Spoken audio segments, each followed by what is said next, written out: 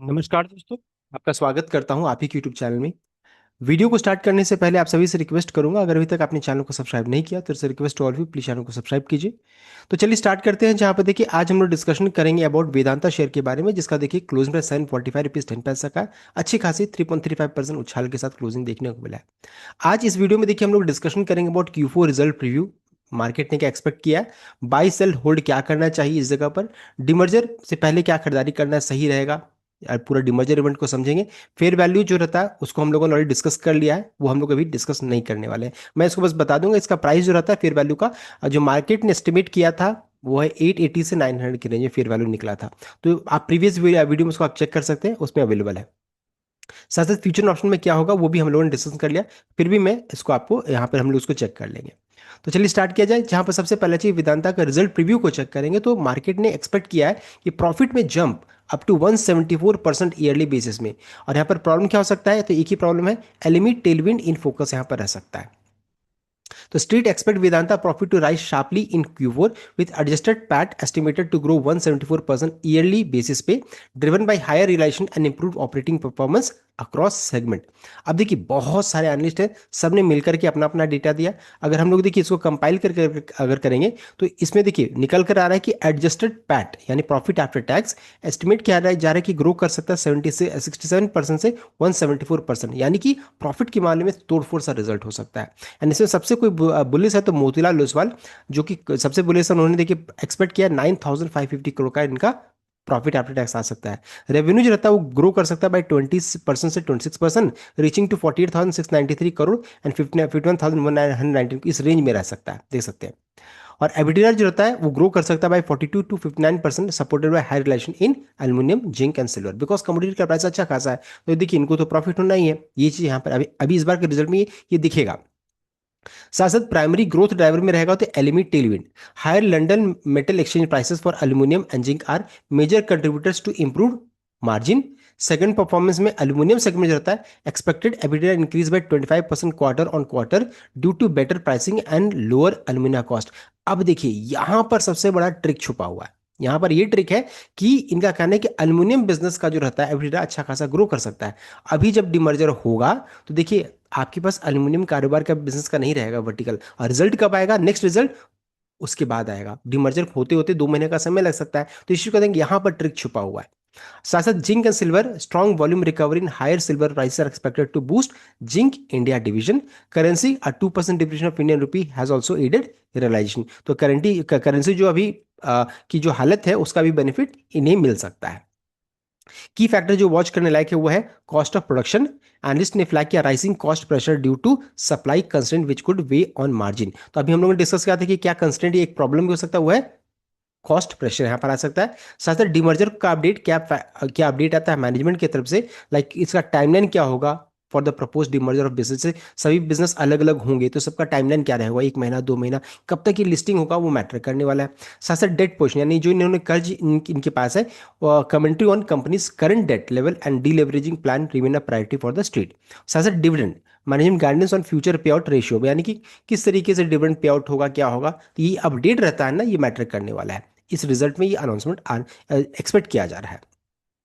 Next है कब ये रिजल्ट आएगा, तो 29 अप्रैल 2026 को ये रिजल्ट अनाउंस होने वाला है। एंड देखिए अधिकतर बार देखा गया कि वेदांता का रिजल्ट रहता है ना मार्केट क्लोज होने के बाद आता है, प्रॉब्लम ये है।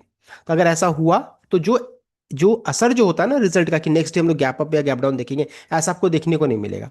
क्योंकि देखिए यहाँ पर होगा क्या कि 30th ये एक्स डेट, डीमर्जर का एक्स डेट फिक्स कर दिया गया है, देख सकते हैं। यानी कि जो भी मान लीजिए 5% 10% रिजल्ट अच्छा आता है, स्टॉक अच्छा से 5-10% भाग जाता है या फिर 5-10% घट जाता है, तो यहाँ पर वो ऐसा नहीं देखने को मिलेगा। बिकॉज 30 तारीख को क्या है, ये एक्स डेट है। रिकॉर्ड डेट 1 मई का है, इस दिन शेयर मार्केट बंद रहेगा, शेयर मार्केट 1 मई को बंद रहेगा, इसलिए आप यहाँ पर तो कुछ कर ही नहीं सकते। तो 30th को एक्स हो जाएगा, यानी कि जो भी डिमर्जर का जो इवेंट होता है ना स्टॉक प्राइस में जो एडजस्टमेंट होता है वो 30th अप्रैल का आपको देखने को मिलेगा। और so last due to buy sir क्या रहेगा, तो जो भी 29 अप्रैल तक इस शेयर को खरीद करके रिकॉर्डेड 1 मई तक रखेंगे वही इस डिमर्जर के लिए एलिजिबल रहेंगे। तो यहां पर इस चीज को ध्यान दीजिएगा, एक तो है last due to buy sir भी 29 है, रिजल्ट भी उसी दिन आएगा, कोई इंपैक्ट भी आपको देखने को मिलेगा। मान लीजिए रिजल्ट बहुत खराब आएगा तो प्रॉब्लम फिर आ सकता है आपको, और मान लीजिए बहुत अच्छा है तो भी आपको उसका ये आपको बेनिफिट नहीं मिलेगा। तो ये सभी चीज यहाँ पर अभी होने वाला है, ऐसा सिचुएशन है, सभी जगह पे क्वेश्चन मार्क यहाँ पर लगा हुआ है। नेक्स्ट है वेदांता के, अगर आप एक शेयर होल्ड करके रखिएगा तो आपको एक शेयर वेदांता का, एक शेयर वेदांता एल्यूमिनियम का, वेदांता पावर का, वेदांता ऑयल एंड गैस का, वेदांता स्टील एंड फेरेस का मिलेगा। ये कंपनी ऑलरेडी लिस्टेड है, ये लिस्टेड रहेगी। उसके बाद एक एक शेयर जो है ये अनलिस्टेड, अभी अनलिस्टेड है, वर्टिकल नया अभी क्रिएट हुआ है, होगा उसके बाद फिर ये लिस्टिंग के लिए जाएगी। तो इस देखिए वेदांता के अंदर में हिंदुस्तान जिंक, सेमीकॉन, एवेंस्ट्रेट, निकोमेट एंड फेकॉर का देखिए बिजनेस रहेगा। साथ ही साथ यहाँ पर अगर चेक करेंगे तो एल्यूमिनियम कारोबार का भी एक शेयर आपको मिलेगा, पावर का मिलेगा, ऑयल एंड गैस का मिलेगा एंड ये स्टील एंड फेरस का मिलेगा। तो टोटल 5 कंपनीज का शेयर आपके पास रहेगा अगर आप रिकॉर्डेड तक शेयर को रखिएगा तब। अभी भी खरीदिएगा तो भी एलिजिबल है। लास्ट डेट क्या रहेगा? 29 तक खरीदिएगा तभी आप एलिजिबल रहिएगा। मैं इसको रिपीट कर दिया हूं। नेक्स्ट है कितना शेयर मिलेगा, ऑलरेडी हम लोगों ने डिस्कस कर लिया। नेक्स्ट है अब है कि क्या इस जगह पर खरीदारी करना सही रहेगा। देखिए फिर से मैं रिपीट करूंगा, जिन्होंने पहले एंट्री लिया है उनको कोई प्रॉब्लम नहीं है, बिकॉज यहाँ पर उनको अच्छा खासा रिटर्न आ गया। एक साल पहले भी अगर आपने खरीदा है तो देखिए आपको 79% का रिटर्न आ रहा है। मान लीजिए रिजल्ट खराब हो जाए, 10% स्टॉक घट भी जाए तो भी आप अच्छे खासे प्रॉफिट में है। मान लीजिए डिमर्जर में भी कोई प्रॉब्लम होता है तब भी आप अच्छे खासे प्रॉब्लम, क्योंकि आपने तो कितने में शेयर को खरीदा है, मुश्किल से आपने लगभग 300-400 के भाव में मान लिया आपने खरीदा तो भी आप प्रॉफिट में। और जिन्होंने 150-250 में खरीदा होगा तो वो तो अच्छे खासे प्रॉफिट में। तो जिन्होंने सस्ते दर में इस जगह पर शेयर को पकड़ा है उनको कोई प्रॉब्लम नहीं है इस डिमर्जर से। वो स्टॉक को तो रखेंगे तो उनको अच्छा खासा लॉन्ग टर्म में पैसा ही बनेगा, डिविडेंड वगैरह भी मिलते रहेगा।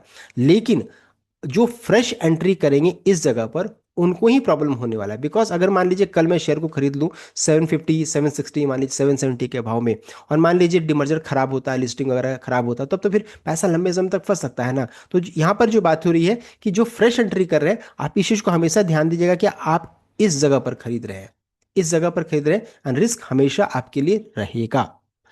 कैसा रिस्क है? अगर मान लीजिए लिस्टिंग अच्छा होता है तो लिस्टिंग इनका आपको ही बेनिफिट मिलने वाला है, इसमें तो कोई दिक्कत नहीं है, आप इसलिए एंट्री कर रहे हैं। लेकिन मान लीजिए अगर कमोडिटी प्राइसेस घट जाता है, गिर जाता है, तो लिस्टिंग लॉस भी, आप इस चीज को मेंटली प्रिपेयर रहिए कि आपको लिस्टिंग लॉस भी हो सकता है। और साथ साथ सब कुछ डिपेंड करेगा कमोडिटी के प्राइसेस में। साथ साथ रिजल्ट जो अभी आ रहा है उसका भी देखिए हो सकता है इंपैक्ट आपको उस समय देखने को मिल जाए। तो इन सभी चीज़ों को आपको मेंटली प्रिपेयर रहना रहेगा कि हाँ मैं इस चीज़ को मैं जानता हूँ ऐसा होगा। साथ ही साथ अब वैल्यू अनलॉकिंग की बात करें तो अगर मान लीजिए इस इवेंट में आप पार्टिसिपेट कर लेते, आपने वेदांता का शेयर को खरीद लिया, तो जब आपको देखिए वेदांता एल्यूमिनियम जो इनका मेजर वर्टिकल है, इनका रिजल्ट भी अच्छा आने का चांसेस है, तो इसका भी शेयर आपको मिलेगा। इसमें चेक कीजिएगा तो इनका रेवेन्यू 16,866 करोड़ का आता है। अगर दूसरा में कौन है तो देखिए जिसमें हिंदुस्तान जिंक वगैरह जो है तो वो 20,550 है, देख सकते हैं। इसमें मैंने देखिए यहाँ पर कॉपर को भी ऐड कर दिया है तो यहाँ पर बनकर आ जा रहा है 20,000, यानी कि मेजर कौन है? सबसे नंबर 1 में आपका है वेदांता जो लिस्टेड रहेगी डिमर्जर के बाद भी। सेकंड ये लिस्टिंग के लिए जाएगी, ये दोनों मेजर है, यही दोनों मेन वर्टिकल्स यहाँ पर है जो कि अच्छा खासा है। देखिए रेवेन्यू जनरेटर, उसके बाद ऑयल एंड गैस से 2366, पावर से 2063, आयरन से 4341 एंड स्टील अदर से 2388 करोड़ का यहाँ पर रेवेन्यू जनरेट होता है। सिमिलरली अगर प्रॉफिट को चेक कीजिएगा तो एल्यूमिनियम से देखिए 17,798 करोड़ का एबिडिडा आता है, यानी कि 41% प्रॉफिट वहां से ही आता है। और वेदांता एल्यूमिनियम से देखिए 18,726 यानी कि 43% का यहाँ से देखिए प्रॉफिट जनरेट होता है। यानी कि दो मेजर कंट्रीब्यूट है इसका। अगर आप शेयर खरीद भी लीजिएगा तो ये शेयर आपके पास रहेगा, और ये लिस्टिंग जब होगा तो सब कुछ उसके ऊपर डिपेंडेंट रहेगा। और उसके बाद ये सभी का भी जैसा लिस्टिंग रहेगा सब कुछ उसके ऊपर रहेगा। तो देख सकते हैं ये पूरा मैंने जो वैल्यू अनलॉकिंग होता है ना कि क्या किस तरीके से सबका रेवेन्यू है, और फिर सभी वर्टिकल अलग अलग ग्रो करेंगे, अलग अलग मैनेजमेंट रहेगा, सब कुछ अलग अलग होगा इस तरीके से। तो ये हो गया डिमर्जर से बेनिफिट क्या है एंड डिमर्जर लॉस का, वो भी हम लोगों ने डिस्कस कर लिया। सो इस चीज़ के लिए आप मेंटली प्रिपेयर्ड रहिए, पॉजिटिव एंड नेगेटिव अगर आप इसमें पार्टिसिपेट करते हैं तब। नेक्स्ट है यहाँ पर एक प्रॉब्लम हमेशा लोगों को आता है जो डिमर्जर में पार्टिसिपेट करते हैं। बिकॉज देखिए कई वीडियो मैंने डिमर्जर से बनाया और यहाँ पर अक्सर लोगों का कमेंट आता है कि अरे मैंने तो, मुझे पता नहीं था कि मेरा पैसा 2 महीने तक फंसा रहेगा, मैं इससे ट्रेडिंग करता था, 2 लाख रुपए का मेरे पास पूंजी था, मैंने पूरा इसमें लगा दिया है, 2 लाख में क्या करूँ? तो ये प्रॉब्लम आता है। बिकॉज अगर आप मान लीजिए आपका जितना भी पूंजी है आपने वेदांता का शेयर में खरीद लिया, तो आपका क्या हो जाएगा ना कि जिस दिन ये 30 तारीख 30 अप्रैल को आपकी इन्वेस्टमेंट वैल्यू में अच्छी खासी गिरावट देखने को मिलेगी। बिकॉज जितना वेदांता का जो कॉस्ट ऑफ एक्विजिशन है उसके अनुसार वो पैसा उसके पास चला जाएगा, और जितना पैसा रिमेनिंग रहेगा ना वो 5 कंपनीज में चला जाएगा। तो इस तरीके से आपका जो 2 लाख का रुपया है ना वो बट जा रहा है, बंटवारा हो रहा है। तो यहाँ पर आपका पैसा जो वेदांता के पास चला जाएगा, रिमेनिंग पैसा उधर चला जाएगा। चूंकि रिमेनिंग कंपनी से आपके पास नहीं रहेगा तो आपका इन्वेस्टमेंट वैल्यू वहाँ पर ब्लॉक हो जाएगा। कब तक? तो 2 महीने तक का, 1.5 से 2 महीने तक का समय लग सकता है, 1.45 से 60 डेज तक का समय लग सकता है। तो इस जगह पर इस चीज को ध्यान रखिएगा। अगर आप मान लीजिए नहीं पता बताया, तो आप इश्यू को जान लीजिए। साथ साथ दूसरा क्या ऑप्शन है कि मान लीजिए अगर आपके पास 1 लाख रुपए है, आप आपको इच्छा कि नहीं मुझे डीमर्जर में पार्टिसिपेट करना ही करना है, तो 50,000 अभी डीमर्जर से पहले लगा सकते हैं। 50,000 डीमर्जर के बाद जो जैसी कंपनी लिस्टिंग रहेगी, मान लीजिए 5% महंगा भी रहेगा तो भी लूंगा, और 5% घट जाए तो भी लूंगा। तो इस तरीके से आप निवेश कर सकते हैं, मैं यानी कि आपके पास ऑप्शन खुला हुआ। अब by the mean time 2 lakh जो 50,000 बचा रहेगा उस बीच आप ट्रेडिंग भी कर सकते हैं। तो इस तरीके से आप जो छोटे निवेशकों के लिए मैंने ये आपको ऑप्शन बताया, मैं को आपको बाय सेलिंग नहीं दे रहा हूँ, इस चीज को ध्यान दीजिएगा।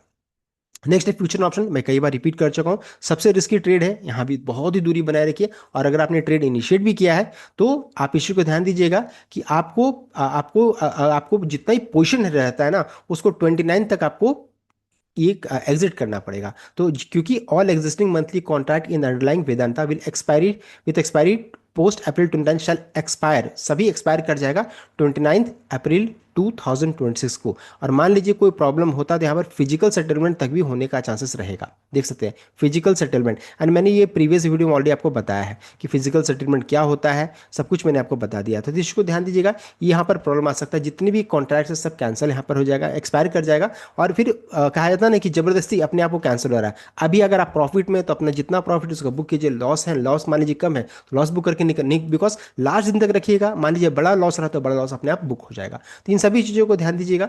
और साथ साथ ये देख सकते हैं पूरा यहाँ पर दिया गया, आप उसको यहाँ पर रीड आउट कर सकते हैं, बिकॉज फ्यूचर ऑप्शन को मैंने ऑलरेडी आपको समझा दिया है, आप इसको चेक कर सकते हैं। तो 29 अप्रैल फ्यूचर ऑप्शन के लिए भी बहुत इंपॉर्टेंट होने वाला है। एंड किस तरीके से वर्क होगा, long position short position physical settlement क्या होगा, आप यहाँ पर इसको रीड आउट कर सकते हैं। तो फ्यूचर ऑप्शन के लिए खास इंपॉर्टेंट क्या है, 29 अप्रैल को जितने भी एग्जिस्टिंग कॉन्ट्रैक्ट है वो एक्सपायर कर जाएगा।